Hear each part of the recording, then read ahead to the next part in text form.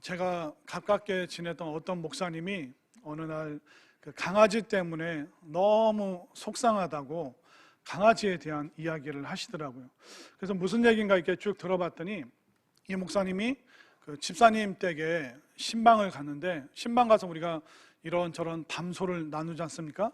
그때 그 집사님 내외가 하는 얘기가 뭐냐면, 목사님 얼마 전에 우리 집 강아지가 몸이 안 좋아서 동물병원을 데려갔더니 신장이 망가졌다는 겁니다. 그래서 병원에서 이 강아지의 신장을 고치기 위해서는 꽤 많은 비용, 300만 원을 들여서 고쳐야 된다고 하는데, 또 이 강아지가 또 사랑스럽고 우리의 가족 일원이기 때문에 300만 원 들여서 얼마 전에 강아지 수술을 했고 지금 건강하게 잘 회복됐습니다.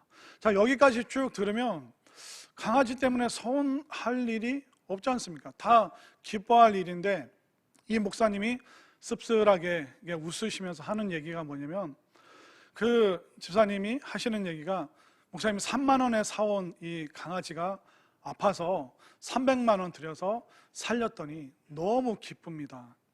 근데 그 얘기를 하는데 이 목사님께서 이제 저에게 해주시는 얘기가, 근데 그 집사님들이 내외가 교회는 헌금을 일절하질 않습니다. 그러면서 이제 이 목사님이 덧붙인 얘기가 뭐냐면, 교인으로서의 그 기본적인 의무는 하지 않으면서 요구사항은 얼마나 많은지, 그리고 만약 교회에서 개척교회를 도웁시다, 우리가 선교지를 후원합시다 이렇게 선언했을 때 과연 그분들이 300만 원, 아니 300만 원이 아니라 30만 원, 3만 원이라도 그분들이 정성을 보일까? 그러지 않을 거라는 걸 너무 잘 알게 되었기 때문에 이 목사님 마음이 너무나도 힘들었고 씁쓸했고 자괴감도 들고, 이게 뭔가 이제 그런 복잡한 마음을 저에게 토로하셨던 적이 있습니다. 우리가 그 동물들과 함께 오래 살면 정이 들잖아요. 그리고 정이 들면 또 어떻습니까? 목사님 우리 집 막내예요. 그러면서 이제 강아지나 고양이를 이제 소개시켜 주는 뭐 그런 분들이 있습니다. 강아지와 유대감을 느끼고 또 동물을 사랑하는 거, 그게 나쁜 게 아니죠. 근데 한 영혼을 살리고 교회를 살리고 또 선교지를 위해서 우리가 힘을 모을 때 아무런 행동을 하지 않는다는 것은 뭔가 삶의 신앙의 균형이 맞지 않다는 것입니다. 제가 그 이야기를 쭉 들으면서 들었던 생각이 뭐냐면, 사람은 자기의 마음에 가득한 것을 사랑하고 또 자신의 그 마음을 가득 채우고 있는 것이 이게 바깥으로 표출이 되는구나. 그냥 우리가 살아가는 것이 아니라 내 마음에 있는, 내 마음을 채우고 있는 이것을 따라서 우리가 살아가는구나. 우리가 미움이 마음속에 가득 차면 어떻게 됩니까? 미운 말을 할 수밖에 없습니다. 우리 마음이 어리석음으로 가득 차 있으면 그 어리석은 행동, 그 어리석은 말을 할 수밖에 없는 것이죠. 그렇기 때문에 우리의 마음을 이 가을에 무엇이 가득 채우고 있는가? 오늘 예배 드리는 여러분들의 마음속을 무엇이 꽉 채우고 있습니까? 예전에 어떤 그 여전도회 그 기관 회장이 계셨어요. 근데 이 기관 회장 권사님은 뭘 그렇게 좋아하셨냐면 아파트를 엄청 좋아하셨어요. 그래서 새 아파트 세워지면 가서 구경하고, 여기는 몇 평이 있는가? 또 뭐 어디에 있는 아파트가 좋은가? 다음에 내가 이사를 가면 어떤 아파트로 갈까? 그러니까 시간과 틈만 나면 주변에 있는 좋은 아파트들 그거 구경하러 다니느라고 정신이 없으셨어요. 근데 이 권사님이 그날 기관 헌신 예배라서 이 권사님이 사회를 보시는데 어떻게 사회를 보시냐면, 다 함께 찬송가 108동 부르시겠습니다. 왜 알아차리셨어요? 뭐가 문제인지? 그러니까 본인도 모르는 사이에 마음을 가득 채우고 있던 그것이 부지간에 그냥 툭 튀어나오게 되어 있습니다. 여러분도 어떻습니까? 우리가 누가 마음에 안 들잖아요. 나에게 억하심정을 준 사람이 있잖아요. 그러면 여러분들 어떻게 하는지 아세요?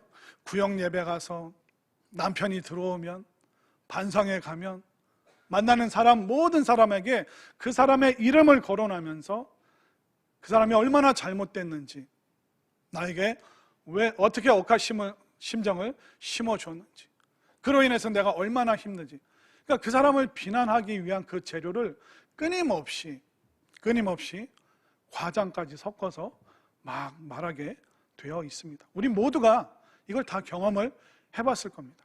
결국 우리는 그냥 사는 게 아니라 내 마음에 가득 채우고 있는 그것을 따라 살아가는 것이고, 내 마음에 있는 것이 나의 삶과 나의 인생과 운명까지도 뒤흔들게 되어 있다는 것입니다.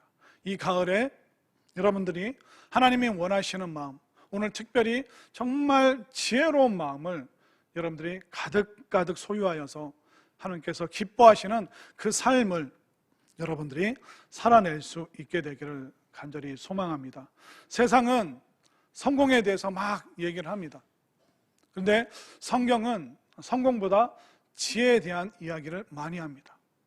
왜 지혜에 대한 얘기를 많이 하냐면, 하나님께서는 우리의 외모보다 중심을 보시죠. 우리의 중심이 무엇입니까? 구약 성경은 끊임없이 말합니다. 너의 마음과 또 힘과 뜻을 다하여 주 너의 하나님을 사랑하라. 너의 마음을 다하여.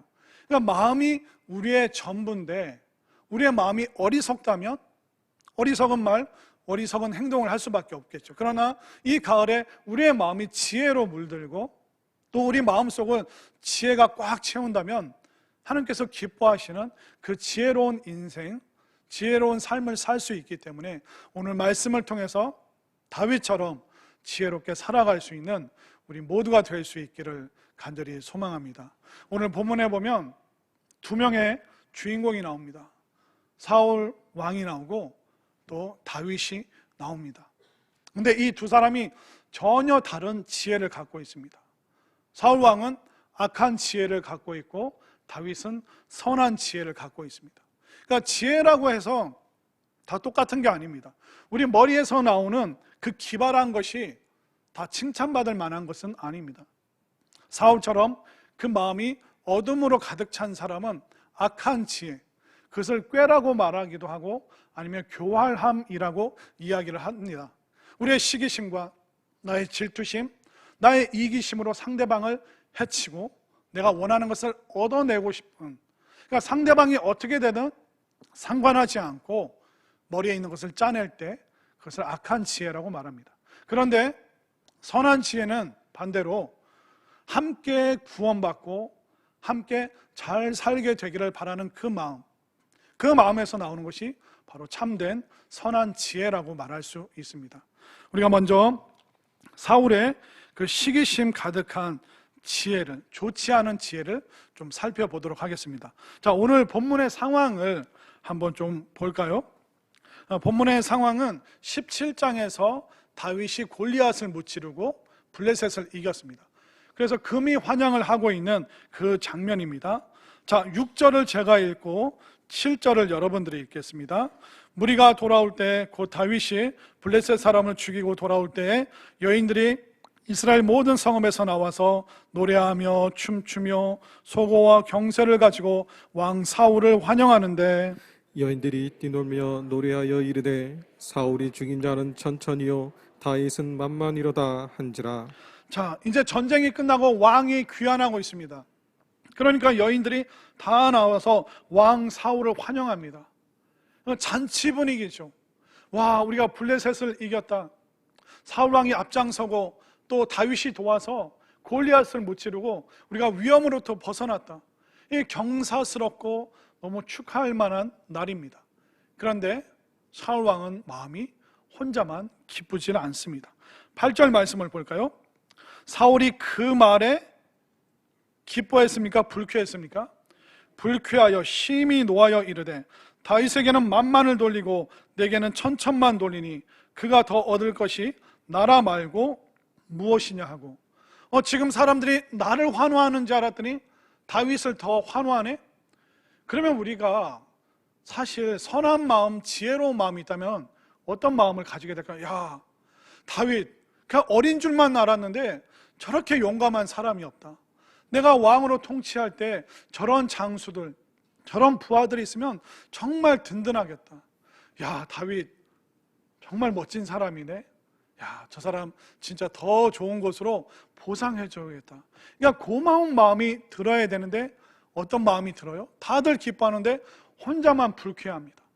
혼자만 분노가 치솟아 오릅니다. 그뿐만 아니라 엉뚱한 상상력을 발휘하죠. 다윗이 노리는 거 이제 나라겠구나. 이제 내 왕자를 노리겠구나. 왕위를 위협할 수 있는 사람이 저 사람이 되겠다. 이게 악한 마음, 지혜롭지 않은 사람이 갖고 있는 그 삶의 결론이라는 것입니다. 모두 기뻐하는데 혼자만 기분이 안 좋습니다. 모두 정말 행복한데 혼자만 지금 불행한 상상력에 빠져 있습니다. 자, 이렇게 다윗의 인기가 치솟으니까 어떻게 할까요? 다윗을 멀리합니다. 그리고 다윗을 제거하기 위해서 악한 꾀를 끊임없이 만들어 내게 됩니다.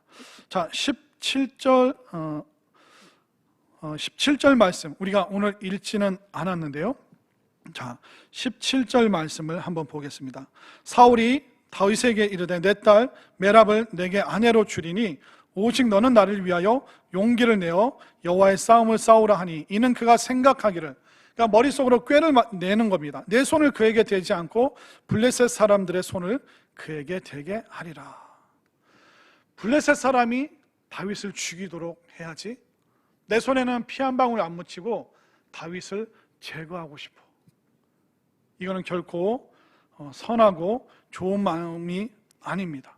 그런데 거듭 그 악한 지혜를 멈추질 않습니다. 자, 21절을 한번 볼까요? 자, 딸을 이제 구실로 해서 다윗을 죽이려 합니다. 21절 함께 읽겠습니다. 시작. 스스로 이르되 내가 딸을 그에게 주어서 그에게 올모가 되게 하고 블레셋 사람들의 손으로 그를 치게 하리라 하고 이에 사울이 다윗에게 이르되 내가 오늘 다시 내 사위가 되리라 하니라. 결국 딸도 정략 결혼의 희생양으로 다윗이 나의 사위가 되면 내 말을 들어줄 수밖에 없고 내가 무리한 그런 요구를 해도 다윗이 받아들일 수밖에 없겠지. 그러면 가장 위험한 전쟁터로 그를 내보내서 그를 제거해야겠다. 지금 이 사울은 너무 이기적인 거예요. 지금 다윗이 앞장서지 않으면 블레셋과 싸울 수가 없습니다. 모든 백성들이 다윗을 보면서 힘을 얻고 위로를 얻고 있는데 다윗이 사라진다? 다윗이 그 악한 꾀로 제거가 된다? 그럼 어떻게 됩니까? 나라가, 백성이 망할 수 있는 겁니다. 그러니까 이 악한 생각에, 악한 꾀에 사로잡히니까 그의 마음이 온통 어두우니까 나라가 어떻게 되든 주변 사람이 어떻게 되든 상관하지 않고 내 욕망과 욕심을 해결하기 위해서, 내 분노를 해결하기 위해서 아무것도 주변을 아랑곳하지 않는, 나라까지 망치게 되는 그 결과가 바로 악한 지혜. 그 마음이 좋지 않은 것으로 거듭 머리를 쥐어 짜내니까 좋지 않은 악함이 그 속에서 끊임없이 나오고 있습니다. 지혜롭지 못하잖아요. 그러면 지혜롭지 않은 사람은 단순, 무식, 폭력적으로 변합니다. 사울 왕입니다. 수많은 에티켓과 예의 범절을 아는 사람이죠. 그러나 지혜가 사라지는 순간 단순, 무식, 폭력적으로 변합니다. 자, 그 모습을 10절과 11절이 말하고 있는데요. 자, 하나하나 살펴보겠습니다. 10절. 그 이튿날 하나님께서 부리시는 악령이 사울에게 힘있게 내림에 그가 집안에서 정신없이 떠들어대므로 다윗이 평일과 같이 손으로 수금을 타는데 그때 사울의 손에 창이 있는지라. 지금 사울 왕이 집안에 있어요. 근데 집안에서 창을 들고 있는 사람이 있나요? 지금 뭔가 분위기가 너무나도 이상합니다. 사울이 지금 제정신이 아닌 거예요. 뭔가에 사로잡혀 있습니다. 그뿐만 아니라 11절을 함께 읽겠습니다. 시작. 그가 스스로 이르기를 내가 다윗을 벽에 박으리라 하고 사울이 그 창을 던졌으나 다윗이 그의 앞에서 2번 피하였더라. 지금 얼마나 위험한 행동을 하고 있습니까? 집안에서 창을 들고 창을 다윗에게 날리고 있습니다. 주변에 다른 가족들, 딸들이 있으면 어떻게 합니까? 그런데 한 번 던지고 그걸 또 뽑아서 또 다윗에게 던지고, 그러니까 지혜롭지 않고 그 마음이 어둠으로 가득 차면 단순, 무식, 폭력적, 너무나도 무서운 결과가 나오게 된다는 것입니다. 이런 걸 우리가 주변에서 얼마나 많이 봤습니까? 그런데 성경에서는 단순히 그가 지혜롭지 않다로 끝나는 것이 아니라 이 머리의 문제가 아니라 영적인 문제라고 진단하고 있습니다. 10절 말씀을 보십시오. 그 이튿날 하나님께서 부리시는 악령이 사울에게 힘있게 내리매. 이 말씀을 보면 하나님께서 사울을 싫어하셔서 하나님이 의도적으로 악령을 베푸시는 것처럼 부정적으로 묘사하고 있지만, 사실은 하나님께서 그가 악신 들렸음을 방치하셨다, 내버려 두셨다. 그가 점점 악화되고 있음에도 불구하고 하나님은 고개를 돌리셨다, 그 표현을 하고 있는 것입니다. 그 마음이 악으로 가득 차고 그 마음이 지혜롭지 않은 사람은 단순 무식한 행동을 할 뿐만 아니라 결국은 영적으로도 심각한 문제, 하나님께서 그로부터 얼굴을 돌리시는 무서운 일들을 우리가 보게 되는 것입니다. 얼마나 무섭습니까? 이 폭력성이, 인간이 갖고 있는 그 죄성이 지혜롭지 않음을 통해서 그 사울 왕을 통해서 다윗에게 다 이걸 지금 퍼붓고 있는 너무나도 악한 모습을 보게 되는 것입니다. 지혜롭지 않다? 그건 지식과 정보가 부족하다? 그걸로 끝나는 것이 아닙니다. 우리가 지혜롭지 않은 마음, 악한 마음을 품게 되면 결국 우리는 뭔가에 지배를 받게 되어 있습니다. 때로는 우리가 이 지혜롭지 않을 때 열등감의 노예가 될 수도 있고 수치심의 노예가 될 수도 있고, 결국은 이 머리의 문제가 결국 영적인 문제가 되어서 우리 인생을 또 주변을 파괴시킬 수밖에 없는 것이죠.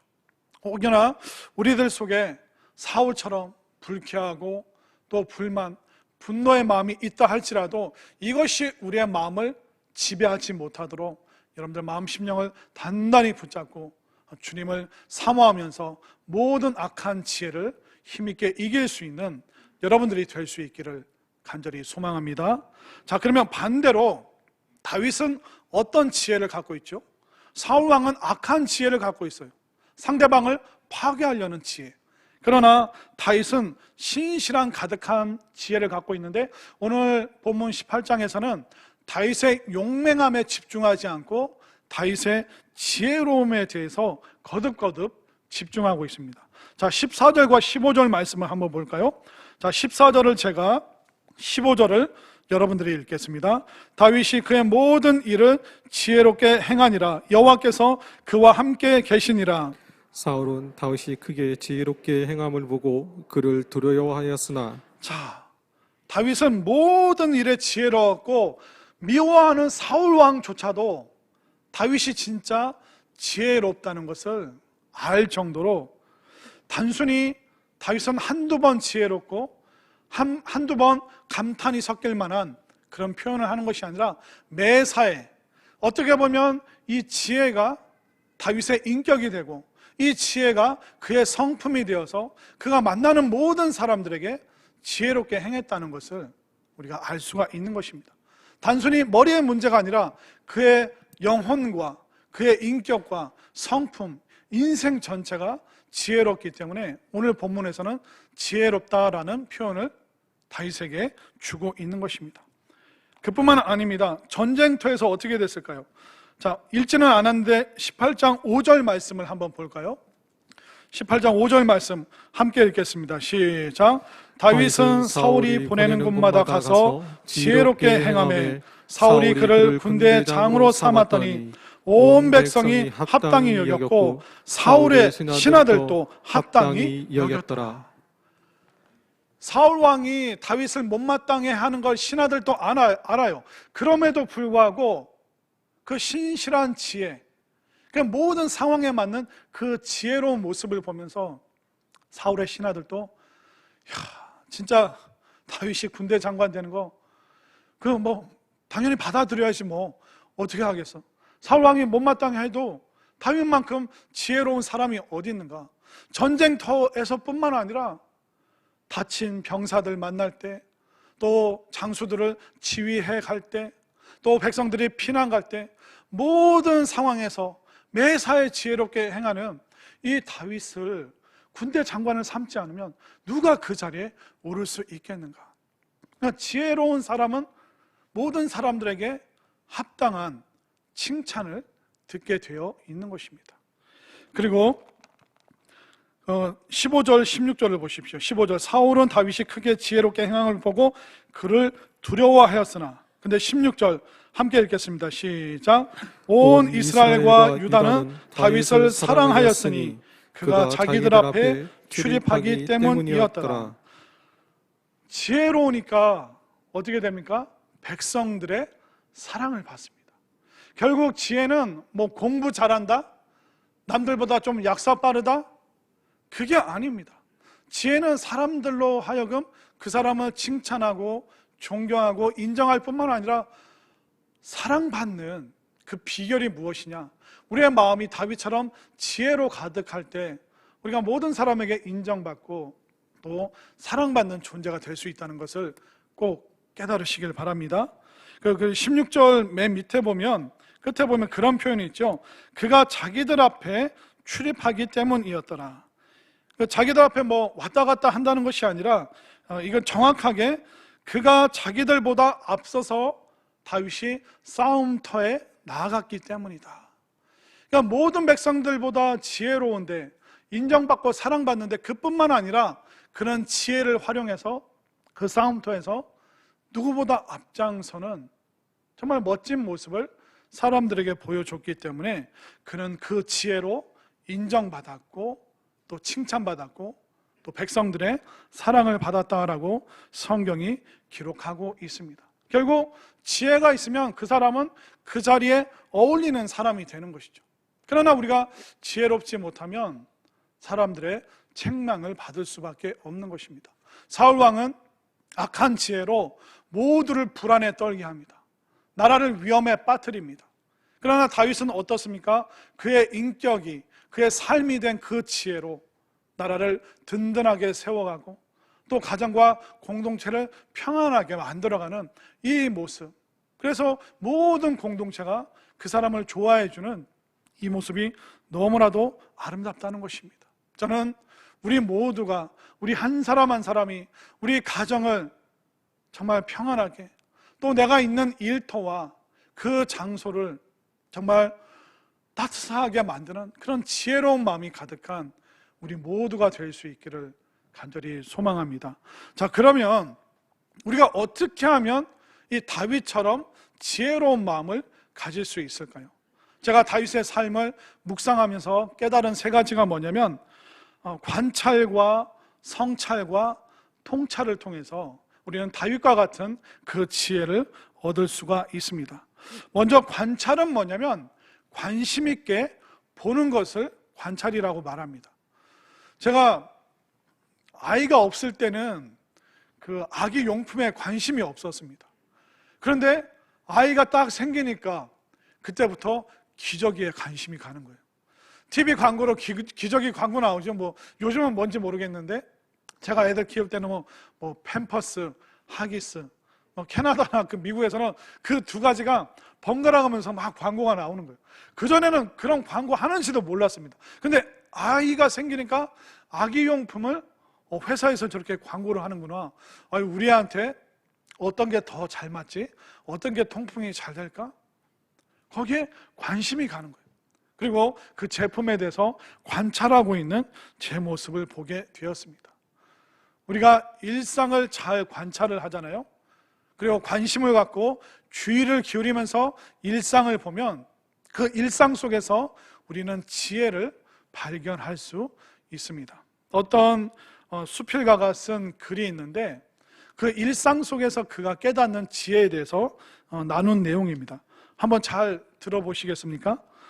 내 마음의 변화를 섬세히 헤아리는 벗들의 안부, 따뜻한 말 한마디, 환한 미소, 분에 넘치는 격려, 페이스북에 좋아요 하나, 찬란한 햇살, 곱디고 온 이름 모를 아름다운 야생화, 이러한 사소한 것들이 나를 매일 구원해 주고 있다. 이 작가가 좀 쉽게 우울에 빠지는 그런 사람입니다. 기질적으로 본인이 그런 약점이 있다는 거예요. 그런데 일상 속에서 사람들이 격려해 주는 그런 말들, 또 이런 표현도 있습니다. 천진난폭한 내 친구들의 화통한 전화 한마디. 천진난만이 아니라 천진난폭. 야, 너 집에서 뭐해? 나와, 맛있는 거 사줄게. 이런 친구들의 화통한 전화 한마디가 매일매일 나를 구원해 주고 있다. 이게 뭡니까?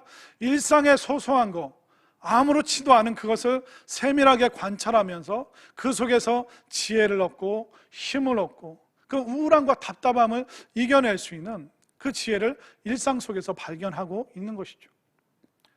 관찰을 통해서 지혜를 얻어내는 사람이 누구냐면 시인들입니다. 여러분들 잘 아시는 안도연 시인의 너에게 묻는다, 많이 들어보셨을 거예요. 읽어드릴게요. 연탄재 함부로 발로 차지 마라. 너는 누구에게 한 번이라도 뜨거운 사람이었느냐. 우리가 이번 주 연탄 배달하게 되는데, 연탄재 옛날에 눈에 안 미끄러지게 막 우리가 뿌려놨지 않습니까? 그럼 좀 덩어리 큰 거는 우리가 발로 차기도 하고.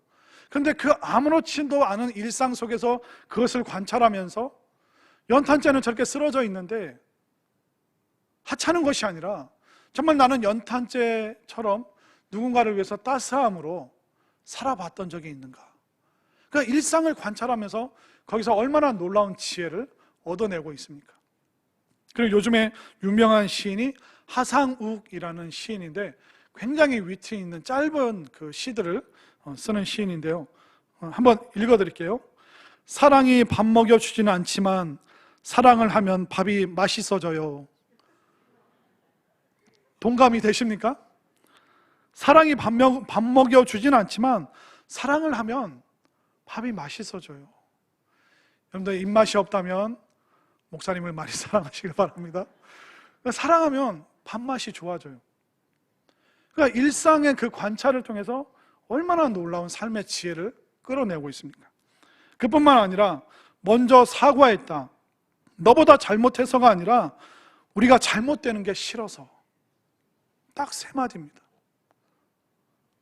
내가 잘못해서가 아니라 우리 서로 잘못되는 게 싫어서 나는 사과했다. 이게 얼마나 일상 속에서 관찰하면서 끌어내고 있는 지혜입니까? 다윗이 이와 같은 관찰의 영성이 있었습니다. 다윗은 하나님을 뭐라고 표현합니까? 하나님을 두려운 하나님, 무서운 하나님, 멀리 계시고 우리가 뭐 잘못하면 혼내시려고 하는 두려운 하나님, 그렇게 노래한 적 없습니다. 다윗은 하나님을 여호와는 나의 목자시니. 다윗은 목동이었어요. 그 목동은 양과 키우는 일입니다. 근데 그 일상을 살아가면서 목동들이 양을 돌보는 것처럼 하나님께서 우리를 돌봐주시는구나. 우리 하나님께서는 우리의 목자 되어 주시는구나. 일상에서 그가 관찰하면서 끌어올리는 지혜라는 것입니다. 그뿐만 아니라 다윗은 전쟁 속에서 하나님을 발견합니다. 여호와는 우리의 산성이시다. 여호와는 우리의 방패시다. 여호와는 힘 있는 우리의 구원하시는 뿌리다. 그는 매 일상 속에서 하나님과 연결해서 관찰을 통해서 놀라운 영적인 지혜들을 발견하고 있는 것을 우리는 너무나도 잘 알고 있습니다. 그렇기 때문에 일상을 그냥 허투루 지나가면서 살지 마시고 관심을 가지고 사람도 관찰하고 또 사물도 관찰하고 하늘도 보시고 단풍도 관찰하시면서 그 속에 있는 하나님께서 우리에게 주신 그 일상의 지혜를 여러분들 마음 가운데 차곡차곡 채우시기를 바랍니다. 그리고 또 우리가 지혜를 얻기 위해서는 외부를 관찰하는 것도 중요한데 그 다음 중요한 게 뭐냐면 성찰은 뭐냐면 자기 내면을 들여다보는 거예요. 우리가 남만 보면 안 됩니다. 남의 허물만 보면 안 돼요. 나를 성찰해야 됩니다. 성찰은 뭐냐면 내면을 바라보는데 자기 반성. 우리가 상대방의 약점은 기가 막히게 잡아내요. 그런데 내 약점은 없는 것처럼 말을 하고 다닙니다. 그렇게 행동을 합니다. 저 사람 잘못됐다고. 근데 가만히 그 말 하는 사람 보세요. 그 사람 속에 얼마나 많은 약점과 단점들이 있습니까? 그렇기 때문에 관찰을 잘하고 있다면 그 다음에 성찰을 해야 돼요. 자기 반성. 나도 이런 허물이 있구나. 나도 이런 약점이 있구나. 나는 상습적으로 이런 실수를 거듭하고 있구나. 이것 때문에 내 아내가, 내 아이들이, 우리 주변 사람들이 얼마나 힘들어 했는가. 그러니까 자기 반성이 없으면 지혜를 얻을 수가 없습니다. 자기 자신 내면을 들여다보는 성찰을 하지 못하면 우리는 한 걸음도 나아질 수가 없는 것이죠. 다윗은 어땠습니까? 본인이 그 음란한 죄를 저질렀을 때 나단 선지자가 나타났습니다. 왕이요, 옆 동네에 양 99마리 가진 사람이 양 1마리 있는 그 과부의 것을 빼앗아 갔습니다. 어떻게 하면 좋겠습니까? 당장 그놈을 불러다가 목을 쳐라. 근데 나단이 그 사람이 바로 당신입니다. 하나님께서 당신의 그 죄의 문제를 다 밝히셨습니다. 근데 그 고대 사회의 그 왕이 권력과 힘이 얼마나 셉니까? 그러면 나단을 하옥하라. 당장 저것에게 사약을 내려라. 쥐도 새도 모르게 제거할 수 있어요. 그러나 다윗은 성찰, 자기 반성, 그 앞에 바짝 엎드려서 통에 자복합니다. 그는 엉엉 울면서 자신이 얼마나 악한 사람인지, 죄가 가득한 사람인지, 과거의 영광이 아니라 지금 내가 하나님 앞에서 죄인임을 고백하면서 나는 죄 중에 잉태되었고 죄 중에 나는 태어났습니다. 내 앞에 죄가 있습니다. 나는 죄 덩어리입니다. 죄 덩어리. 그 철저한 자기 반성을 통해서 하나님께서 그의 삶을 회복시켜 주시고 또 그를 왕위에 견고하게 설 수 있도록 도와주셨던 것이죠. 그렇기 때문에 우리가 남 관찰하는 거 잘하지만 오늘 하나 또 배워야 될 것은 뭐냐면 자기 성찰, 자기 내면을 들여다보는 이 자기 반성을 통해서 다윗과 같은 지혜로운 마음을 여러분들이 가질 수 있게 되기를 바랍니다. 그럼 마지막으로 통찰이 있습니다. 통찰은 뭐냐면 근원까지 다 살피는 겁니다. 통찰의 원래 뜻은 뿌리부터 본다. 뿌리부터 본다는 것은 보이지 않는 것까지 볼 수 있는 능력입니다. 그래서 이 통찰을 통해서 다윗은 하나님의 마음을 보게 됩니다. 그가 사울 왕을 제거할 기회가 굉장히 많이 있었습니다. 그러나 그가 직접 사울 왕을 제거하지 않습니다. 왜? 하나님께서 세우셨다. 그를 하나님께서 인정하셨다. 그렇기 때문에 감히 내가 그에게 손을 댈 수가 없다. 하나님께서 하시고 하나님께서 인도하실 것이다. 그 하나님의 섭리 또 하나님의 인도하심, 거기까지 어떻게 보면 보이지 않는 영역이죠. 관찰하고 성찰하는 건 보입니다. 그러나 통찰은 보이지 않는 그 뿌리의 근원까지 봐야 되기 때문에 이 통찰은 정말 놀라운 인생 모든 것에 대한 지혜가 이 통찰로부터 나오는 것입니다. 우리에게도 이게 너무나도 필요합니다. 우리의 인생이 뭡니까? 저는 나이 안 들 줄 알았어요. 저는 영원히 젊을 줄 알았습니다. 그런데요, 자세히 설명드릴 수 없는데, 그래서 제가 신방 가서 권사님들이랑 얘기하면서, 권사님, 나 한 해 한 해가 달라요. 올해는 또 여기저기 힘들어요. 그러면 권사님들이 막 가소롭게 비웃어요. 목사님이 그런 얘기 한다고. 그럼 우리는 어떡하라고? 막 그렇게 타박을 하십니다. 그런데 우리가 알아야 될 게 뭡니까? 내가 영원히 젊은 게 아니라 인생이 어디서 와서 어디로 가는가, 우리가 앞으로 어떤 모습을 가지고 살게 될 것인가, 이 땅에서 영원히 사는 게 아니라 하나님 나라, 거기를 우리가 이사 가야 되는구나. 그럼 나 하나님 나라 들어갈 준비가 되어 있는가? 나는 지금 오늘 제대로 살고 있는가? 이게 이 보이지 않는 영역까지 볼 수 있는 것이 통찰력이죠. 그럼 하나님의 뜻을 깨닫게 되면서 우리는 그 속에서 지혜가 나오게 되는 것입니다. 동의보감에 그런 말이 있습니다. 아픈 것은 통하지 않기 때문이다. 아프지 않다는 것은 잘 통하고 있기 때문이다. 그러니까 통하지 않으면 고통이 오는 거예요. 그러니까 통찰이 없으면 우리가 소통이 안 됩니다. 사람과 소통이 안 되고 내 인생과 소통이 안 되죠. 그러니까 말귀를 못 알아듣게 되는 거예요. 그러나 통찰하게 되면 소통을 하게 되고, 소통하게 되면 상대방을 헤아리게 되고, 또 상대방을 헤아리면 우리가 동정심이 생기는 것이죠. 그것을 바로 공감하는 능력이라고 말하는 것입니다. 저도 못났고 나도 못났고, 그런데 우리가 함께 살아가야 되고, 근데 이게 통하면, 소통이 되면 얼마나 행복해집니까? 그러나 꽉 막혀서 소통이 아니라 불통이 되면 그때부터 고통스럽죠. 가족도 고통스럽고, 공동체도 고통스럽고, 나도 고통스럽고. 그러나 이 뿌리까지 인생이 무엇인가, 산다는 것이 무엇인가, 하나님 앞에서 신앙한다는 것이 무엇인가, 여기에 대한 통찰과 깨달음이 있으면, 아, 인생이 이런 거구나. 그러면서 거기서 정말 샘솟는 그 지혜를 우리가 끌어올릴 수 있는 것입니다. 다윗이 바로 그렇게 통찰하면서, 하나님과 소통하면서, 또 사람들과 공감하면서 이 불통의 그 이스라엘 땅 속에서 다윗이 통찰로 소통하는 그 지혜가 그에게 있었던 것입니다. 사실 지혜는 매력적이지 않습니다. 지혜를 얻기 위해서는 굉장히 많은 시간이 걸립니다. 지식과 정보는 네이버 켜고 유튜브 열면 거기서 다 얻어낼 수 있습니다. 그러나 지혜라는 것은 평생 우리가 반응하고, 우리가 평생 민감하게 이 마음을 품어야 되는 것입니다. 부유한 길도 있지만 행복한 길을 제시해주고, 안락한 길이 있지만 올바른 길을 제시하는 것이 바로 지혜이기 때문에 사실 이 지혜는 많은 사람들에게 흥미를 끌지를 못합니다.